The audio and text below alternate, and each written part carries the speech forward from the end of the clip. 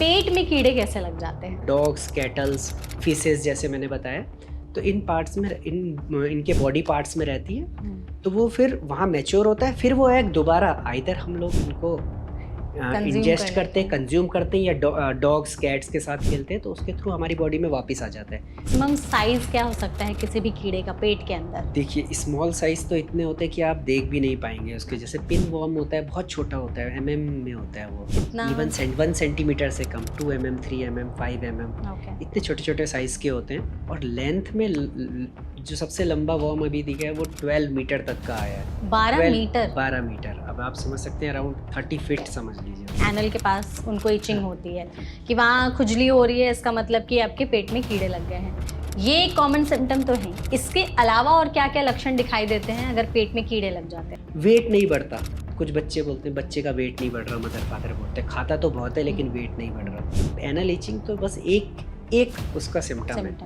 Others के जो उसके अलावा भी 15-20 वॉर्म्स जो कॉमन है, कीड़े जो कॉमन है उसका सिम्टम और होता है। अगर किसी को पहचानना हो कि हमारी बॉडी में या पेट में कीड़े तो नहीं लग गए हैं, कौन से वार्निंग साइंस हमें ध्यान देने चाहिए? तो पहले उसके अदर कॉजेज रूल आउट करिए कि कोई और प्रॉब्लम तो नहीं है पेट की। दूसरी चीज़ है कि वेट लॉस हो रहा है, पेशेंट को खा रहा है ठीक ठाक लेकिन वेट लॉस हो रहा है। तो वेट गेन नहीं कर रहा, दोनों चीज़ें, वेट लॉस हो रहा है और वेट गेन नहीं कर रहा और वेट लॉस हो रहा है उसका। टाइप्स ऑफ कीड़े भी होते हैं पेट के अंदर, उसके बारे में समझाइए। कितने तरह तरह के कीड़े होते हैं? टाइप्स जनरली हम लोगों ने एक बेसिक उस वर्ड्स में जिस तरह का शेप होता है उनका या जो फीचर्स हैं उनके अंदर उसके हिसाब से नाम दिए। जैसे एक राउंड वॉर्म होता है, फिर उसके बाद टेप वॉर्म होता है, वो टेप की तरह होते हैं लंबे लंबे, तो वो टेप वॉर्म नाम दे दिया। पिन वॉर्म हो गया, पिन की तरह छोटे छोटे। दूसरी चीज हुक वॉर्म हो गया, वो इंटेस्टाइन में हुक की तरह चिपक जाते हैं। लीवर में लीवर फ्लूक बोल देते हैं, ब्लड में ब्लड फ्लूक बोल देते हैं। जिस बॉडी ऑर्गन इंटेस्टाइन में रहेंगे पर्टिकुलर तो इंटेस्टाइनल फ्लूक्स बोल देते हैं। अगर जानना हो किसी को कि पेट में कीड़े लगने के एग्जैक्ट कारण क्या होते हैं तो क्या होंगे फिर वो? आपने कोई भी कच्ची चीज खाई जो पकाई नहीं, पकाने से जनरली ये मर जाते हैं। अच्छा। तो आप कुक्ड खाओगे तो आपको कुछ नहीं होगा। जैसे आजकल क्या होता है, सैलेड्स ओपन रहती है, आप सैलेड के थ्रू आपका आ सकता है, या जिसने सैलेड काटी उसने हैंड हाइजीन नहीं रखी तो वो उससे आपको जा सकता है। दूसरी चीज़ फिश खाई, लोग हाफ कुक्ड फ्राइड फिश ले लेते हैं। तो किस टाइम तक हम दवाइयों से इलाज करते हैं और फिर क्या सर्जरी की भी ज़रूरत पड़ जाती है? लैट्रिन आँख जाम हो गई है और उसमें कभी कभी नेक्रोसिस हो जाती है, वहाँ पर जहाँ जाम होती है वहाँ सड़ने लगती है, तो उसमें ऑपरेशन की जरूरत पड़ जाती है रेयर केस में। देखिए पेट में बार बार कीड़े लग रहे हैं तो फिर क्या कारण हो सकता है और उससे वर्स्ट कंडीशन में क्या प्रॉब्लम हो सकती है? बार बार कीड़े लगने का कारण केवल एक ही है। कौन सी 5 खाने की चीज़ें हैं जो वो खा सकते हैं? देखिए एक तो आप प्रोबायोटिक्स और इन सब पे बहुत कंसंट्रेट करिए। हर दिन आप फर्मेंटेड फूड्स जैसे दही हो गया, योगर्ट हो गया, आपका डाइट में आप लोग ये करिए।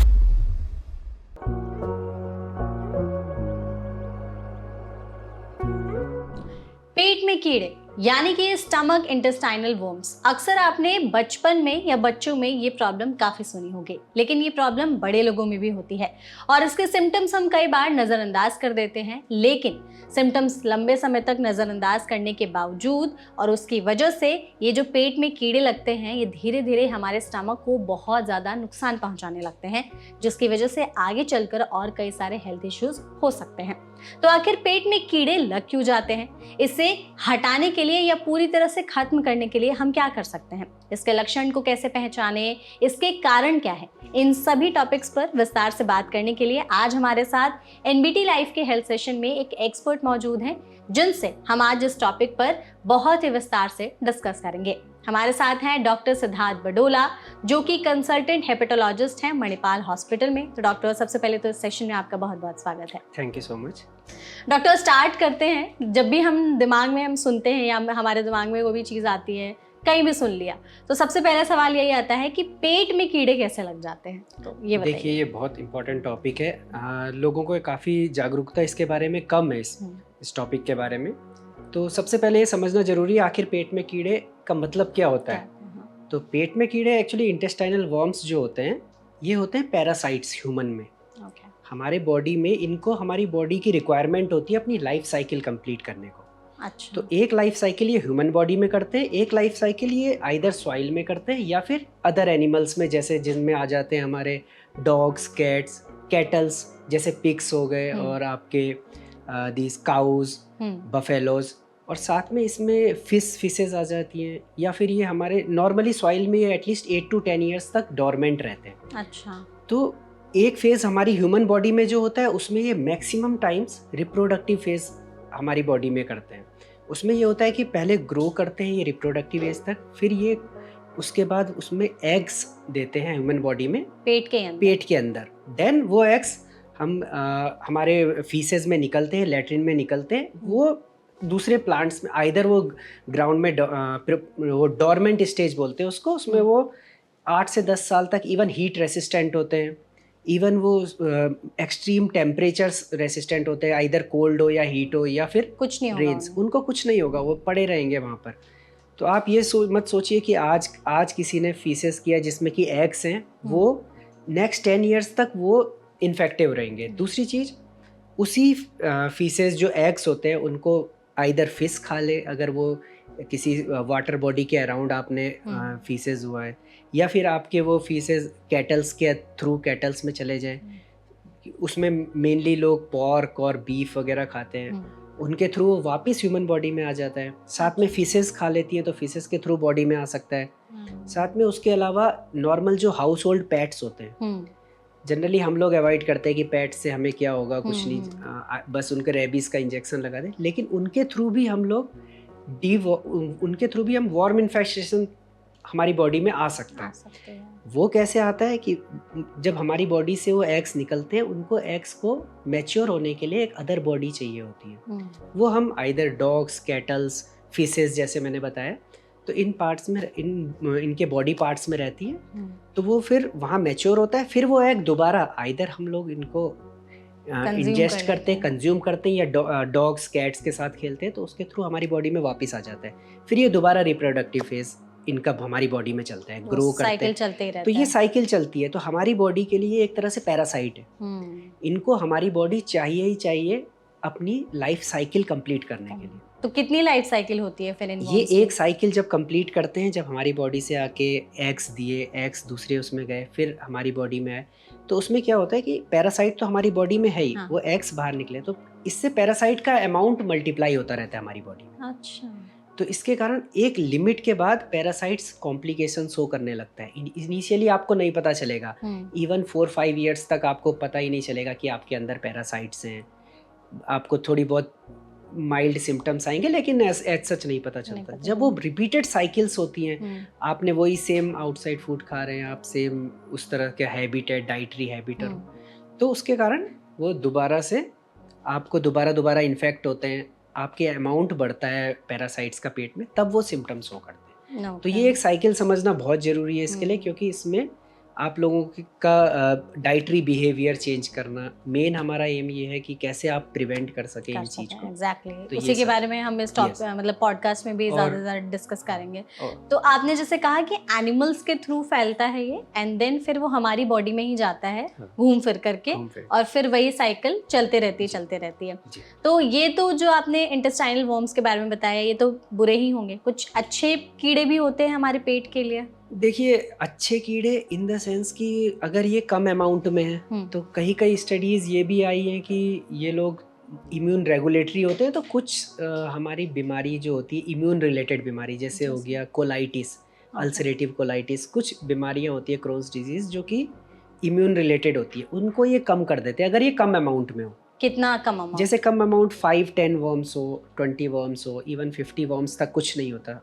मोर देन 400, 500, 1000 वर्म होते हैं, वो ब्लॉक करते हैं। तो मिनिमम और मैक्सिमम कितने वर्म्स? ऐसा हर वर्म्स का अलग अलग अमाउंट है। जैसे कुछ वर्म्स इवन स्मॉल क्वांटिटी में भी डैमेज कर सकते हैं। कितने स्मॉल? लेकिन जैसे 5-10 वर्म्स भी हुए तो वो भी हमारे जैसे कैनालिकुलर, वो बाइल कैनाल में चले जाएंगे, बाइल डक्ट में चले जाएंगे, वहाँ इन्फेक्शन कर सकते हैं।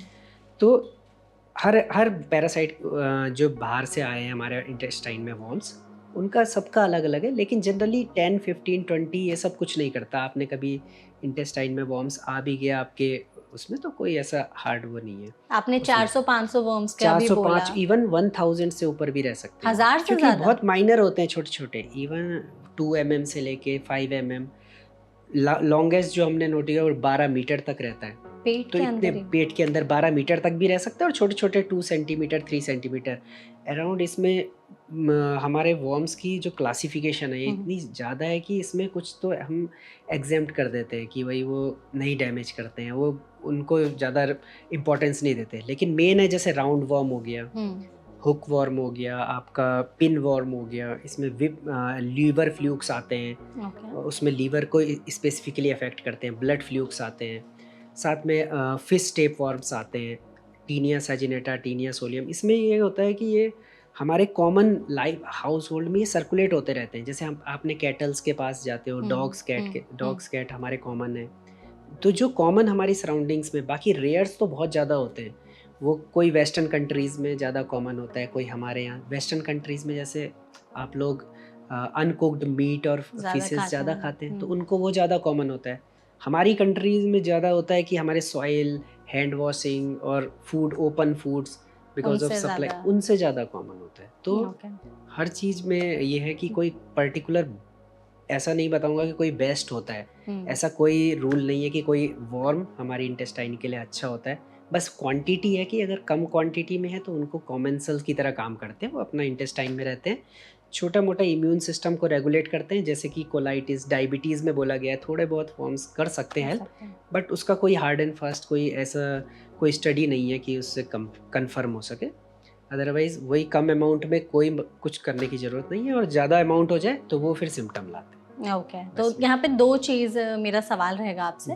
पहला तो आप बताइए कि मिनिमम से मैक्सिमम साइज क्या हो सकता है किसी भी कीड़े का पेट के अंदर? देखिए स्मॉल साइज तो इतने होते हैं कि आप देख भी नहीं पाएंगे उसके। जैसे पिन वॉर्म होता है, बहुत छोटा होता है, mm में होता है वो, कितना? इवन 1 सेंटीमीटर से कम, 2 mm 3 mm 5 mm, इतने छोटे छोटे साइज के होते हैं।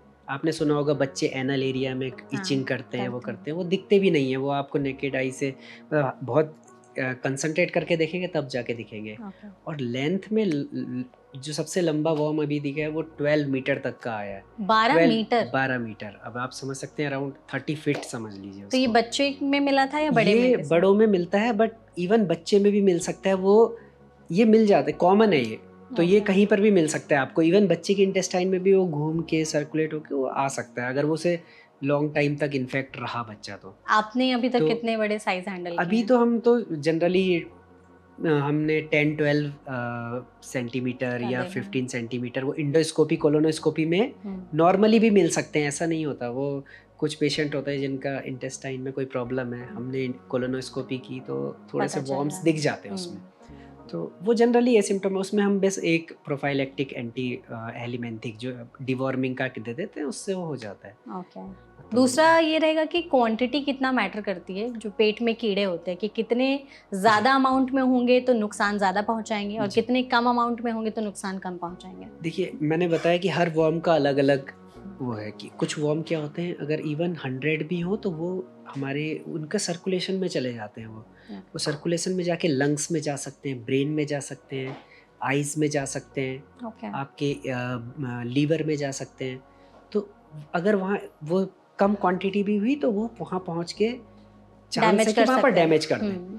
और कुछ वॉर्म्स होते हैं जो कि आराम से रहते हैं, बस वो लाइट फटीग करेंगे आपको, थोड़ा वेट लॉस करेंगे, थोड़े एब्डोमिनल सिम्टम्स करेंगे, लेकिन वो मेजर सिम्टम तभी पैदा करते हैं जब उनके लार्ज क्वांटिटीज़ में हो। जैसे मान लो मोर देन 300, मोर देन 500, तब जाके करते हैं। बाकी वो इतना ज़्यादा सिम्टम नहीं करते। अगर माइनर हो 10, 15, 20 अप टू 100 कोई मेजर सिम्टम नहीं करते। ओके।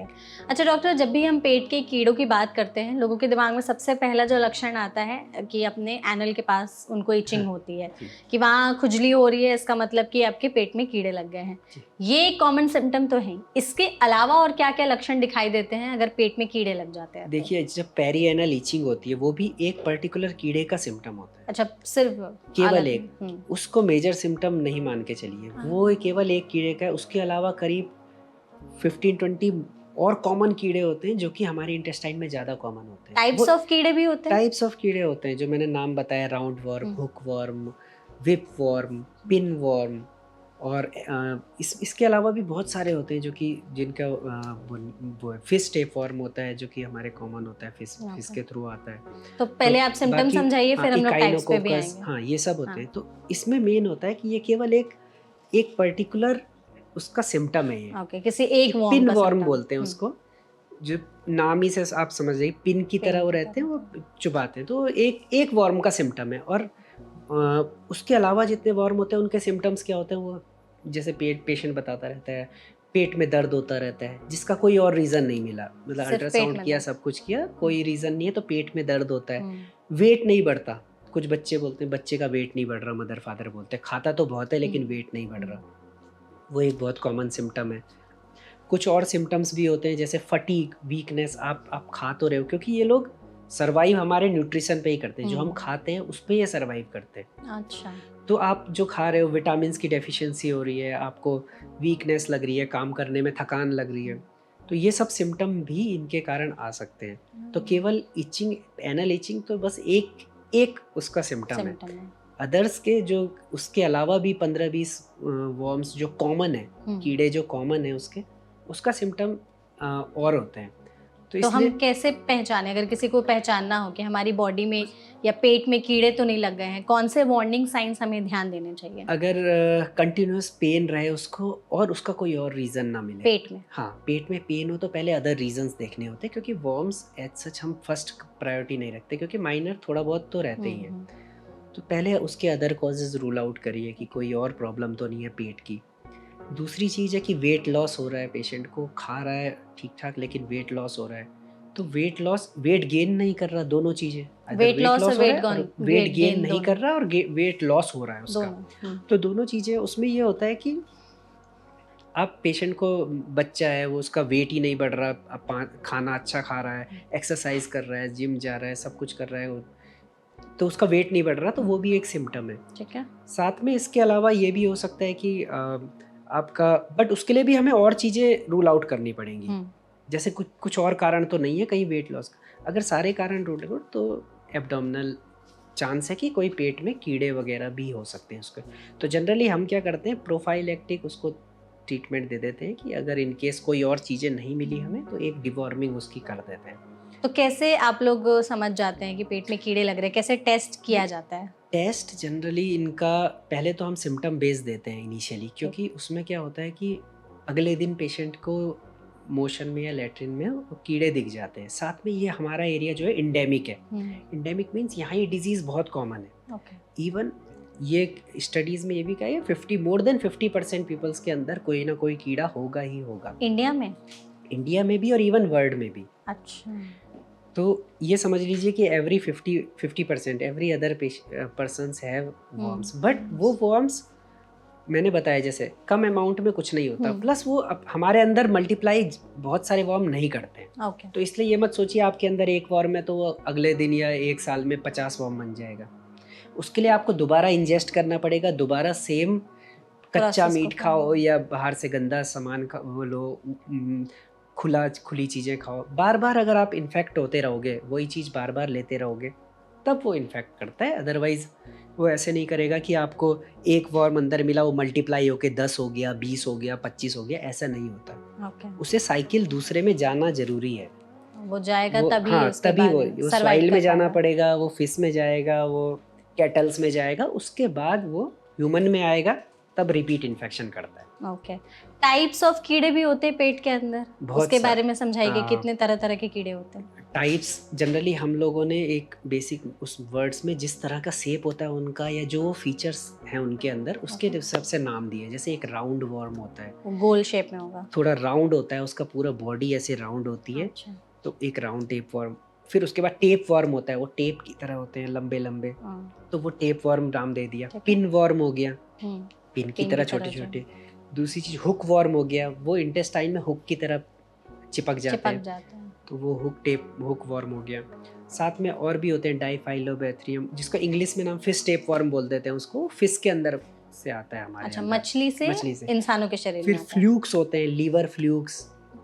फ्लूक्स बोलते हैं कि जो हमारी बॉडी के अंदर रहते हैं, जो कि पर्टिकुलर ब्लड फ्लूक, उनका भी साइज के हिसाब से नहीं हो, तो फ्लूक्स बोल दिया है उसको, क्योंकि वो इवन वो मल्टीपल प्लेसेस में अफेक्ट करते हैं। जैसे लीवर में लीवर फ्लूक बोल देते हैं, ब्लड में ब्लड फ्लूक बोल देते हैं। जिस बॉडी ऑर्गन को अफेक्ट कर रहे हैं, इंटेस्टाइन में रहेंगे पर्टिकुलर तो इंटेस्टाइनल फ्लूक्स बोल देते हैं। Okay.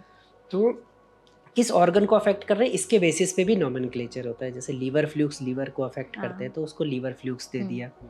तो ऐसे ऐसे करके हमने डिफरेंट नोमेनक्लेचर होते हैं इनके। टोटल कोई है नंबर के कितने तरह के कीड़े तो होते बहुत बहुत सारे होते हैं इनका, मल्टीपल। जो पर हमारे इंडिया में रिलेटेड जो मैंने बताया ये मोस्ट कॉमन है। ये इंडिया में सबसे ये ज्यादा इंडियन में common है। मोस्ट कॉमन है, तो हमारे उसमें ये है। तो किस एज ग्रुप में पेट में कीड़े सबसे ज्यादा लगते हैं? देखो एज ग्रुप से रिलेशन से ज़्यादा ये है कि क्योंकि चिल्ड्रंस होते हैं, यंग होते हैं, चिल्ड्रंस इनके एक्सपोजर ज़्यादा होता है तो उनमें ये ज़्यादा कॉमन है। कीड़े किसी भी लाइफ में लग सकते हैं, इवन ओल्ड एज वाले उनकी इम्यूनिटी कम हो जाती है तो उनमें कॉमन होने लगता है। फिर जैसे HIV का पेशेंट है, इम्यूनो कॉम्प्रोमाइज्ड है, उसकी इम्यूनिटी कम है तो उसमें लग जाता है ये उसमें कॉमन होता है वर्म का इन्फेस्टेशन। अच्छा। साथ में अगर आप देखेंगे बच्चों में क्यों ज़्यादा होता है, इसका रीज़न ये है कि बच्चे मट्टी में खेलते हैं। मट्टी में आपको पता है कि मट्टी में कोई ना कोई कीड़े होते हैं। आप लोग घर आते हैं, घर में जूते के नीचे मट्टी लगी रहती है, बच्चा वैसे ही खेल रहा है, उसके मुंह पे चले गया, हाथ धोए नहीं, वो कहाँ से हाथ धोएगा, वो खेलता है, उसने खिलौनों से खेला, वो मुंह में डाल दिया। इतने छोटे छोटे एग्स होते हैं कि एक जैसे 10 सेंटीमीटर का वर्म होता है वो around 20,000 eggs per day they सकता है। 20,000 अंडे? तो वो आप नेकेड आई से आप देखने में भी आपको प्रॉब्लम होगी, वो तो दिखेगा ही नहीं। तो आप ये सोचेंगे कि मुझे एग दिख रहा है, तो ऐसा नहीं होगा। आप नॉर्मल डस्ट में वो एग रहेंगे, बच्चे ने मुंह में डाला, वो खा ले। बच्चे मट्टी में खेलते हैं, मट्टी से उन पे आ जाते हैं, तो इसलिए उन पे मोर कॉमन है ये सब चीजें। तो उनमें लक्षण अलग होते हैं जो आपने बताए बड़ों के मुकाबले? बच्चों में एक्चुअली थोड़ा लेट आएंगे। बच्चों में जैसे वो रोते रहेंगे, वो उनको पेट में दर्द होगा तो बता नहीं सकते। छोटे बच्चे जो होते हैं वो पेट में दर्द होता है बता नहीं सकते, तो वो सिम्टम उनको हो गए। वो खाना नहीं खाएंगे, वोमिटिंग करने लगेंगे, दूध पिएंगे, वोमिट करने लगेंगे, ऑब्स्ट्रक्शन हो सकता है उनमें।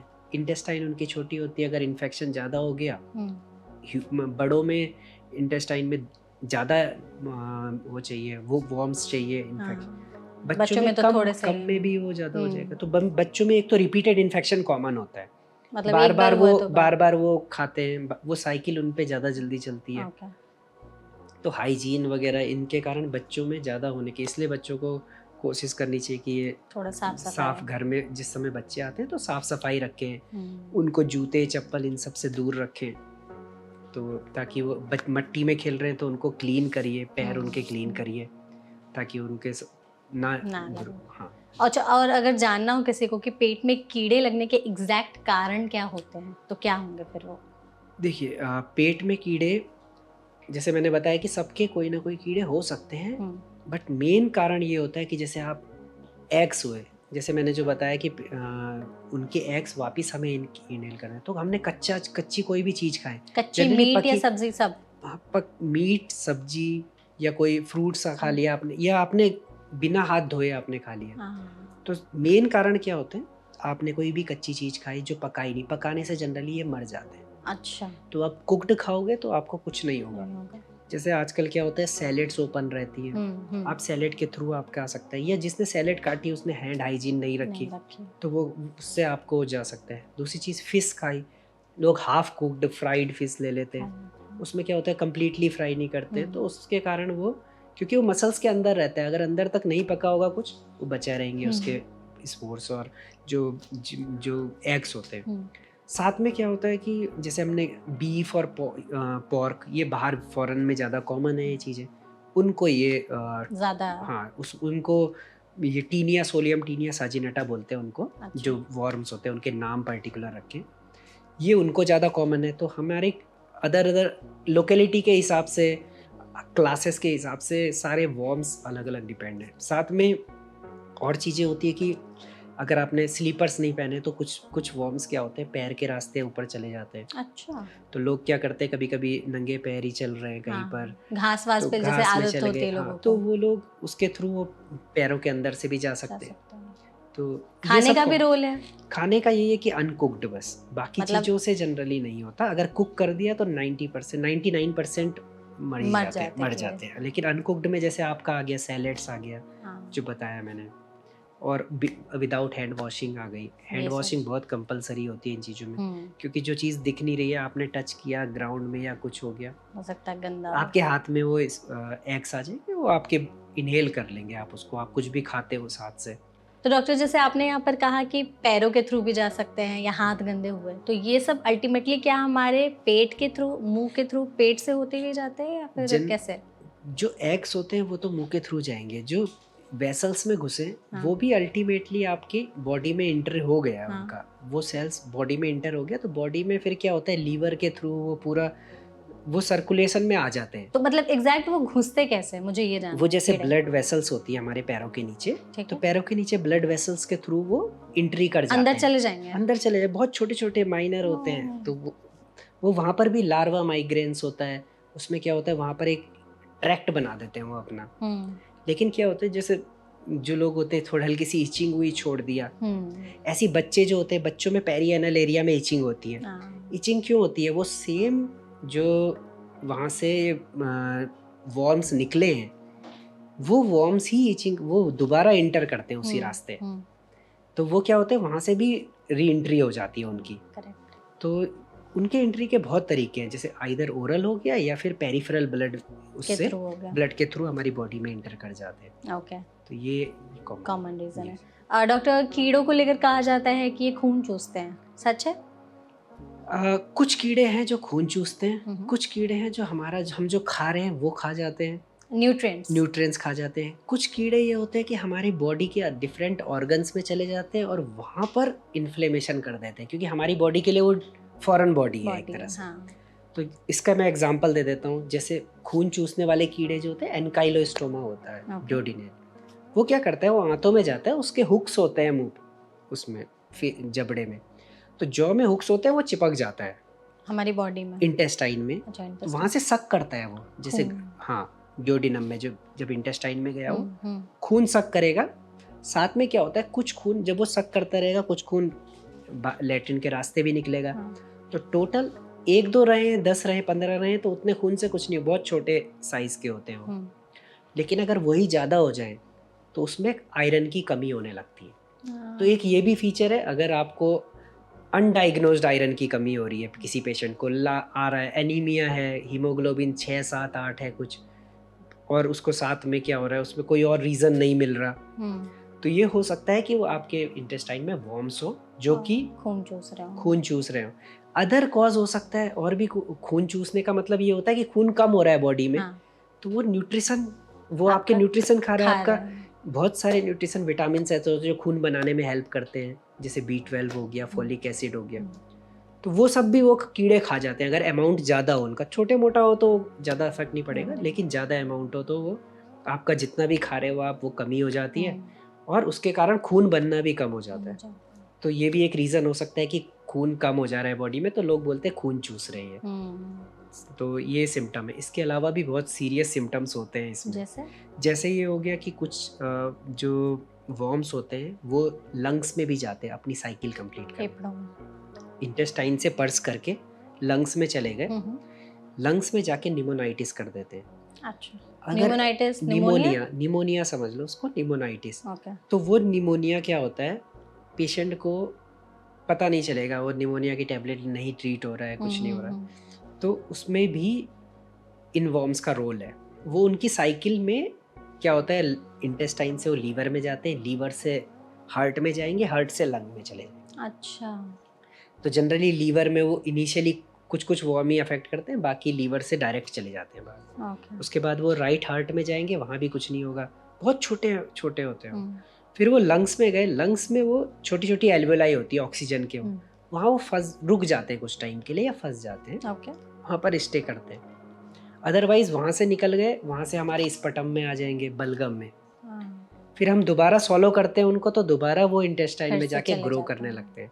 तो ये भी एक साइकिल उनकी चलने लगती है। तो एक इनको इसमें भी क्या होता है, इसमें भी एक नए सिम्टम की निमोनिया की तरह प्रेजेंट, निमोनाइटिस हो जाएगी उसको। साथ में कुछ वो होते हैं, कुछ वॉर्म्स होते हैं जिनके एग्स हो गए या लार्वा हो गए, वो ब्रेन में चले जाते हैं। आपको सिम्टम्स हेडेक, परसिस्टेंट हेडेक रहेगा, आपका सही नहीं होगा, और आपको साथ में सीजर्स आ सकते हैं, जैसे मिर्गी के दौरे पड़ सकते हैं। आपकी वो आइज़ में चले जाते हैं, आप ब्लाइंड भी हो सकते हैं इन केस आपने सही से उसका ट्रीटमेंट नहीं किया, वो आइज़ में दिख भी जाते हैं कभी कभी। अच्छा। तो अगर ये होती है, रेयर होती है, लेकिन इन केस आपकी इंटेस्टाइन में वॉर्म्स हैं तो चांस होते हैं ये भी प्रॉब्लम हो जाए। कुछ वॉर्म्स होते हैं वो लीवर में रुक जाते हैं, तो लीवर में वो सिस्ट बना देते हैं, अपने लीवर में एक बड़ा सा सिस्ट बना देंगे जो कि लीवर की प्रॉब्लम्स कर देगा। जैसे लीवर में खाना नहीं पचेगा, सब कुछ लीवर से रिलेटेड सारे सिम्टम आने लगेंगे। कुछ होते हैं जो लीवर के बाद जो नली होती है, गॉल ब्लैडर से हमारा बाइल आता है, वहाँ इंटर कर जाते हैं छोटी छोटी नलियों में, वो भी इंटेस्टाइन में जुड़ी रहती है। उसमें क्या होता है, कोलेंजाइटिस, आपको जॉन्डिस होने लगेगा, पीलिया होने लगेगा, आपको उससे भी सीरियस होता है कोलेंजाइटिस, उसमें इन्फ्लेमेशन होने लगती है उनमें। तो ये भी एक सिम्टम है इनका। तो डॉक्टर, पेट में जब कीड़े लग जाते हैं तो कितना डैमेज करते हैं? ये तो आपने आई थिंक पूरा कवर करके बता दिया कि बाकी बॉडी ऑर्गन्स को, जैसे कि लिवर, हार्ट, ब्रेन में चले गए या फिर कैसे कैसे डैमेज करते हैं। हमने इन सभी एस्पेक्ट्स पे बात कर ली, टाइप्स ऑफ वर्म्स क्या क्या होते हैं। अगर किसी के पेट में कीड़े लग गए हैं, उन्हें सिम्टम्स दिखाई दे रहे हैं, डॉक्टर के पास गए हैं, तो उनका पहला स्टेप क्या होना चाहिए कि वो जड़ से पेट में कीड़े जो है उसको खत्म कर दें? देखिए, अगर सिम्टम परसिस्ट कर रहे हैं, उसमें कुछ पर्टिकुलर सिम्टम्स होते हैं, जैसे परसिस्टेंट पेन, अगर दर्द बहुत कंटिन्यूस बना रहे, कोई और रीज़न ना हो, जैसे मैंने बताया आपको।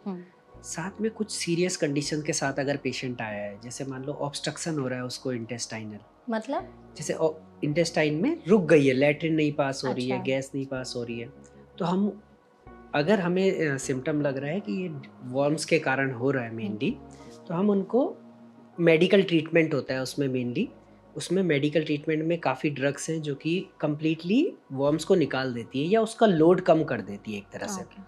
तो हमें पर्टिकुलर वर्म्स को ऐसा नहीं है कि एक एक वर्म नहीं निकल सकता इंटेस्टाइन से, एक पर्टिकुलर लोड होता है, वो पूरा निकल जाता है। तो क्या ये ड्रग्स क्या करती है, वर्म को पैरालाइज कर देती है, तो वो अपनी पकड़ छोड़ देते हैं, पैरालाइज हो जाते हैं। तो अब जब आप मोशन पास करोगे या कुछ करोगे, वो निकल जाएंगे।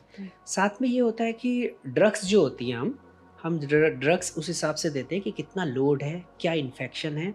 जैसे अगर मान लो किसी पेशेंट को बहुत ज़्यादा लोड है, तो हम 3 डेज़ का कोर्स दे देते हैं उसे। इवन 10 to 14 डेज़ का भी चल सकता है अगर अलग अलग ऑर्गन इन्फेक्टेड हो। जैसे लंग, लीवर अगर इन्फेक्टेड हो तो इवन 28 डेज़ का कोर्स भी चलता है। वो 28 डेज़ कंटिन्यूस हम मल्टीप्लाई करके 3 मंथ्स का भी चला सकते हैं, अगर नहीं सही हो रहा है तो। साथ में कुछ होते हैं कि जो एक बार एक टैबलेट दे के भी रिलीज, जैसे कुछ टैबलेट्स हैं जिनका नाम बेसिकली सबको ही पता रहता है, तो मैं बता देता हूँ। जैसे एल्बेंडाजोल हो गई, मेबेंडाजोल हो गई, आइवरमेक्टिन, प्राजिक्विंटल, ये सब ड्रग्स होती हैं। ये हम एक स्टेट डोज भी देते हैं। स्टेट डोज मतलब एक डोज दिया तो पेशेंट का पूरा इंटेस्टाइन सही हो जाता है, एक ही बार में सही हो जाता है। तो उसके लिए ऐसा भी नहीं है कि आपको कोई ऑपरेशन करना है, कुछ करना है। अगर कोई सीरियस कॉम्प्लिकेशन हो गई, जैसे ऑब्स्ट्रक्शन हो गया, पूरा लैट्रिन आंत ही जाम हो गई है, और उसमें कभी कभी नेक्रोसिस हो जाती है, वहाँ पर जहाँ जाम होती है वहाँ सड़ने लगती है, तो उसमें ऑपरेशन की ज़रूरत पड़ जाती है रेयर केस में। अदरवाइज एक टैबलेट, इवन इंडिया में तो ये बोला गया है कि आप साल में एक बार तो ले लीजिए, एटलीस्ट खुद से ले लीजिए। अगर आप नॉर्मल है तब भी नॉर्मल है, क्योंकि मैंने बताया ना 50% को तो होगा ही होगा। और इंडेमिक है, किसी आपको ट्रैवल ज़्यादा है, बाहर का ओपन फूड्स आप लोग ज़्यादा खा रहे हो, अलग अलग जगह जा रहे हो, तो आप कहीं भी किसी भी जगह जाओगे तो हर जगह आपको आपके हिसाब से नहीं खाना मिलेगा। तो अगर ऐसी है, प्लस आपको थोड़े बहुत सिम्टम आ रहे हैं, तो आप ले सकते हो प्रोफाइलैक्टिक। 6 मंथ में एक बार लेने में कोई प्रॉब्लम नहीं है। इंडिया जैसे endemic country, South East Asia वाले सारे कंट्रीज इंडेमिक है। इंडेमिक मीन्स यहाँ ये कॉमन है। I think every other person has some worm infestation. So उन केसेस में आप 6 मंथली ले सकते हो या ईयरली एक बार ले सकते हो। इसमें ये तो इवन CDC गाइडलाइन है, जो ड्रग वाली जो मैक्सिमम USA की है ये एजेंसी, वो लोग बोलते हैं कि इंडेमिक एरियाज में जहाँ पर कॉमन है वहाँ लेना चाहिए। इवन वो लोग कहते हैं कि हमारे उधर से वेस्टर्न से कोई ट्रैवलर इंडेमिक एरिया में आ रहा है, उसको भी जब वो वापस किया तो एक डिवॉर्मिंग टैबलेट ले लेनी चाहिए। तो डॉक्टर, मेडिसिन की ज़रूरत से पहले लोग क्या करते हैं, होम रेमेडीज करने लगते हैं, जैसे प्रोबायोटिक्स ले लो, दही खा लो तो कीड़े निकल जाएंगे, तो तो होम रेमेडीज में आप कुछ सपोर्ट करते हैं या मतलब आप बोलते हैं कि दवा खाने से पहले थोड़ा घरेलू इलाज ही कर लो? देखिए, गट हेल्थ तो बहुत ज़रूरी है। हाँ। अगर आपकी गट अच्छी रही तो इवन आपको वर्म इन्फेस्टेशन होगा भी तो वो भी कम हो जाए। कम होगा। उसमें क्या होता है कि अगर आपने प्रोबायोटिक लिया, आपने फाइबर रिच डाइट लिया, कुछ हाउस होल्ड आइटम्स है, जैसे हो गया जिंजर, हो गया गार्लिक, हो गया जैसे अदरक, हो गया लहसुन, ये सब चीज़ें जो गट की अ, एक तो एंटी पैरासाइट एक्टिविटी होती है, पैरासाइट के अगेंस्ट एक्टिविटी होती है, ये बढ़ाती है। साथ में गट के फ्लोरा, जैसे बैक्टीरिया होते हैं गट के, वो अच्छा रखते हैं। फर्मेंटेड फूड्स आप ले सकते हैं, जैसे डोसा, इडली हो गया, साउथ इंडियन जो डिशेज होती हैं ये फर्मेंटेड होती है, तो ये आप ले सकते हो। इनसे क्या होता है, एक तो गट की हेल्थ अच्छी रहती है, तो गट स्ट्रांग रहेगा तो ये छोटे मोटे कीड़े होते हैं, आपकी गट की मोटिलिटी अच्छी रहेगी, ओपन अच्छा होगा, तो क्या होगा, इवन नॉर्मल आप डेफिकेशन, जब नॉर्मल लेटरिन जाते हैं तो वो निकल जाएंगे बाहर आपके, तो उससे एक अमाउंट नहीं बढ़ेगा, जो मैंने बताया कि मल्टीप्लाई, मतलब अंदर मान लो आपके 100-150 वर्म्स हैं, कुछ वर्म्स निकल जाएंगे लेटरिन के रास्ते, जिनका कोई, फिर वो अमाउंट कम हो जाएगा तो आपको कोई प्रॉब्लम नहीं होगी। ऐसी फाइबर्स आप लेंगे, फाइबर्स गट को अच्छा रखते हैं, तो फाइबर्स लीजिए। इवन कभी कभी पंचकर्मा भी करते हैं लोग कि भाई पूरा इंटेस्टाइन को एम्प्टी कर दिया, वो कर दिया, वो भी एक तरह से उसका भी यही लॉजिक है कि भाई इंटेस्टाइन के अंदर जो भी प्रॉब्लम हो, कोई अगर बाहर से पैरासाइट, वर्म्स कुछ भी है, वो क्लियर हो जाए। पंचकर्मा क्या मतलब उसमें ये होता है कि गट को पूरा एम्प्टी कर देते हैं ये लोग। आयुर्वेद का आता है, लेकिन उसका भी मेन लॉजिक यही है कि आपका एक बार गट क्लीन हो जाए तो वो बेटर है हेल्थ के लिए।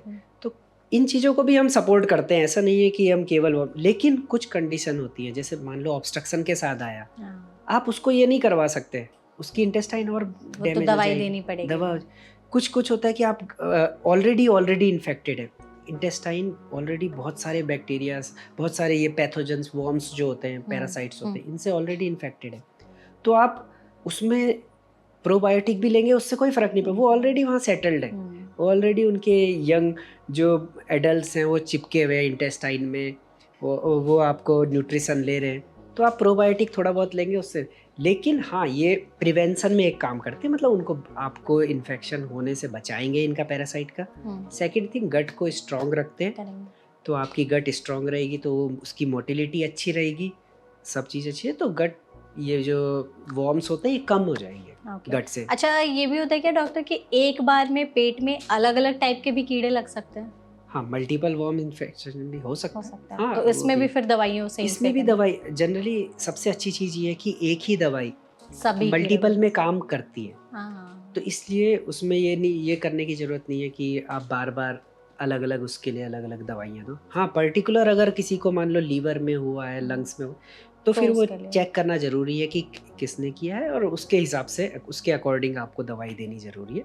अदरवाइज गट में मैक्सिमम जो हम देते हैं आपको preventive, as a preventive measure, कि जैसे एल्बेंडाजोल दे दी तो वो इवन 50-60-70% हाँ 60-70% वर्म्स में वो अफेक्ट करती है। तो मिनिमम और मैक्सिमम डोज कितना होता है फिर दवाइयों का, अगर देते भी हैं तो? बच्चों में थोड़ा कम होता है, अदरवाइज मैक्सिमम, जैसे एल्बेंडाजोल हम 400 mg की टेबलेट दे देते हैं। अगर हमें लगता है कि मल्टीपल वर्म्स इन्फेक्शन, तो उसमें मिक्स भी आता है, जैसे आइवरमेक्टिन ऐड कर देते हैं। वो सिम्टम देखते हैं, जैसे मैंने बताया, किसी को अलग सिम्टम आ रहे हैं, किसी को आयरन डेफिशिएंसी हो रही है तो उसमें उस हिसाब से देंगे, किसी को पिन वर्म का इन्फेक्शन है तो तो वो उसके लिए एक बार हेल्थ केयर में आना बेटर रहता है कि आप अननेसेसरी कोई दवा ना लें। अच्छा, इन दवाइयों का भी कोई साइड इफेक्ट होता है क्या? दवाइयों का साइड इफेक्ट मेनली, क्योंकि सिंगल डोज दे रहे हैं तो एज सच इतना ज़्यादा नहीं होता, बट एक चीज़ है कि प्रेगनेंसी में थोड़ा इसको अवॉइड करना चाहिए। प्रेगनेंसी में पेट में कीड़े लगने के चांसेस बहुत ज़्यादा होते हैं कुछ केसेस में, जैसे बच्चे हो गए, प्रेगनेंसी हो गई, ओल्ड एज हो गया, या इम्यूनो कॉम्प्रोमाइज, जैसे HIV किसी को है, या chronic diabetes, old diabetes patient है, तो इनमें चांस ज़्यादा होते हैं। तो प्रेगनेंसी में भी काफ़ी चांस होते हैं, इसीलिए मैंने प्रेगनेंसी इस समय लाया कि प्रेगनेंसी में कोशिश करना चाहिए जितना अवॉइड करो, अनलेस कि उसमें वो रिस्क बेनिफिट ज़्यादा हो, मतलब बेनिफिट ज़्यादा उस टैबलेट का खाने से, और अदरवाइज प्रेगनेंसी में जनरली प्रोफाइलेक्टिकली नहीं देना चाहिए, मतलब कि आप ऐसे ही खा लिया डिवॉर्मिंग वाला, ओके, वो अवॉइड करना चाहिए। डॉक्टर की कंसल्टेंस से करिए कि जब उसे लगे कि हाँ कंपलसरी है ये खाना तभी खाए, अदरवाइज अवॉइड करिए।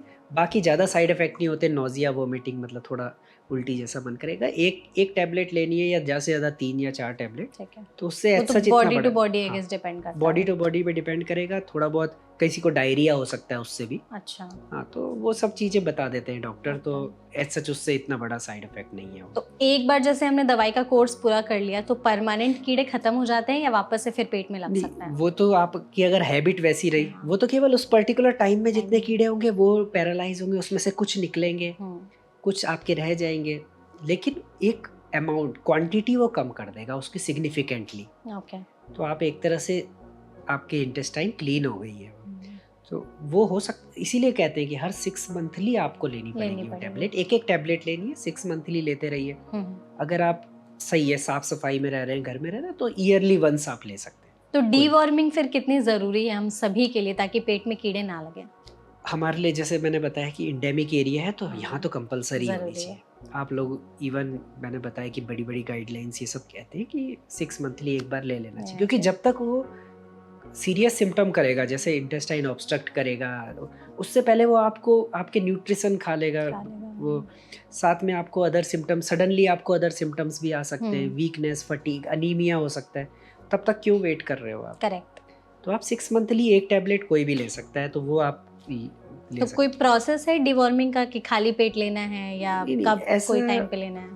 डिवॉर्मिंग में ये होता है कि जनरली जो टैबलेट्स होती है, मेनली वो डिवॉर्मिंग का प्रोसेस नहीं होता, वो टैबलेट के कारण उस टाइम पे दी जाती है वो टैबलेट, कि फूड के बाद दो तो उसका एब्जॉर्प्शन अच्छा होता है, फैटी फूड के बाद दो, फैटी फूड, तो वो आप कभी भी ले सकते हो। जनरली पीपल नाइट्स में, अच्छा इंडिया में नाइट का खाना थोड़ा ज़्यादा खाते हैं, तो नाइट में याद भी रहता है उन्हें कि नाइट में खाना, रात में खाने है, तो रात को खा, अदरवाइज किसी भी फैटी मील के बाद आप खा सकते हो। ओके, एज सच कोई प्रॉब्लम। फिर नाइट के बाद ये होता है कि नाइट में वो अफेक्ट करेगा, मॉर्निंग में वॉशरूम चले गए, फ्लश आउट हो जाएगा, तो इसलिए नाइट प्रेफर की जाती है। अदरवाइज मेन उसका रीज़न है कि फैटी मील के बाद वो खाइए, तो वो ज़्यादा बेटर है।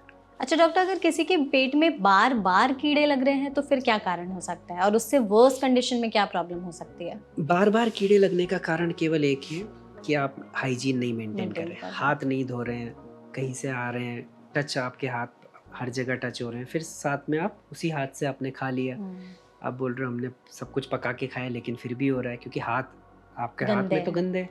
दूसरी चीज़ कि आपने सैलेड्स ले रहे हो जो कि बाहर की है, अच्छे से कुक नहीं हुई है, लंबे टाइम तक ऐसे कंटिन्यू रखो। आप बाहर जा रहे हो तो पानी भी कॉन्टामिनेट हो सकता है, स्पोर्ट्स, वो तो एग्स तो कहीं भी जा सकते हो छोटे छोटे, पानी कॉन्टामिनेटेड, जिसने जो पानी लाया उसके हाथ कॉन्टामिनेटेड है, पानी में चले गया।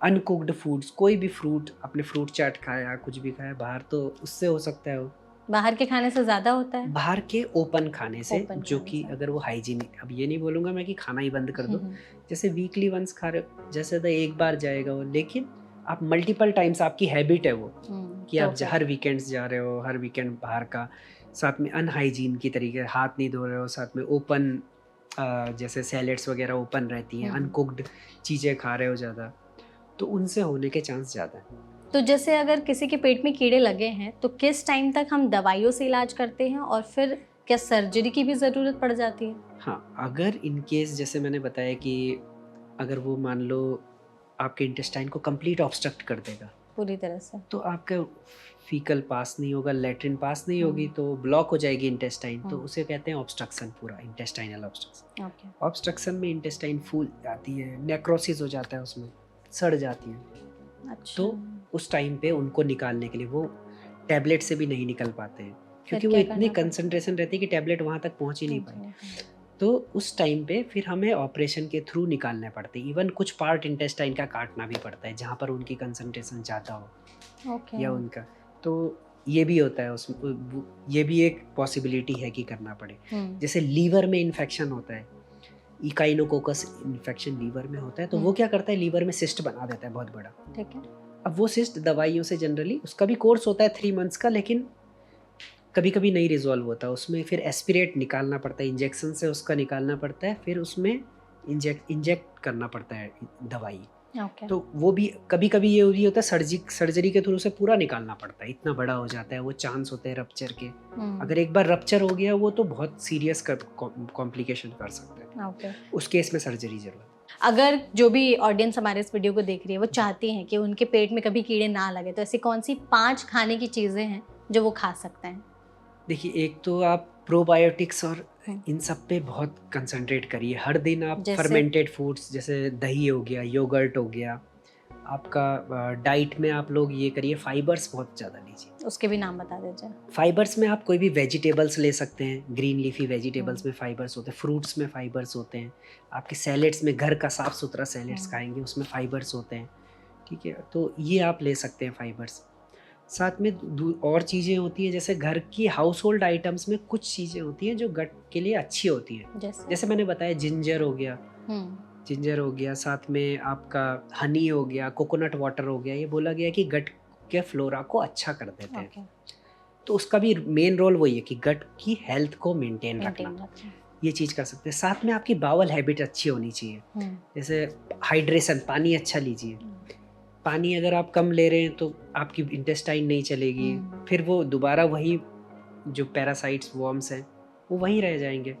तो वो एक पानी अच्छा पीजिए, फाइबर्स लीजिए, प्रोबायोटिक्स प्रीबायोटिक्स लीजिए, फर्मेंटेड फूड्स लीजिए। फर्मेंटेड फूड इडली डोसा हो गया, आ गया उसमें, योगर्ट आ गया, ये सब लीजिए। इससे आपकी हेल्थ अच्छी रहेगी, गट हेल्थ। और बाहर का जो ओपन फूड्स है, ये सब चीज़ें आप अपने माइंड में बना लीजिए कि बाहर का जो विदाउट कुक्ड कोई भी फूड हो उसको नहीं टच कीजिए।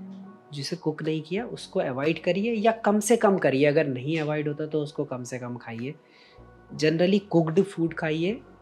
और अगर पानी भी आपको पीना पड़े तो अच्छा पानी घर से ले जाइए या फिर फिल्टर्ड वाटर पीजिए, क्योंकि ये सब कॉमन चीज़ें हैं। इनके अंदर से लोग सोचते हैं कि केवल डायरिया कर सकते हैं ये, लेकिन ये वॉर्म इन्फेस्टेशन भी आपको कर सकते हैं, जो कीड़े लग सकते हैं आपके पेट में इन सब चीज़ों में। ये 4-5 चीज़ें हैं जो आप अगर ध्यान रखिएगा तो आपके ये कीड़े इवन अगर छोटे मोटे हुए भी तो वो आपको इतना सीरियस कॉम्प्लिकेशन नहीं करेंगे, उससे आप बच सकते हैं इन सब चीज़ों से। Thank you so much sir, आप इस सेशन में हमारे साथ जुड़े, आपने बहुत ही विस्तार से टॉपिक पर बात की, उसे समझाया। आई होप ऑडियंस को ये पॉडकास्ट अच्छा लगा होगा। अगर आपके मन में कोई और भी सवाल हैं तो आप कमेंट सेक्शन में हमसे पूछ सकते हैं। ऐसी और भी वीडियोज़ के लिए तब तक हमारे चैनल एनबीटी लाइफ को फॉलो करना बिल्कुल भी मत भूलिएगा। Thank you.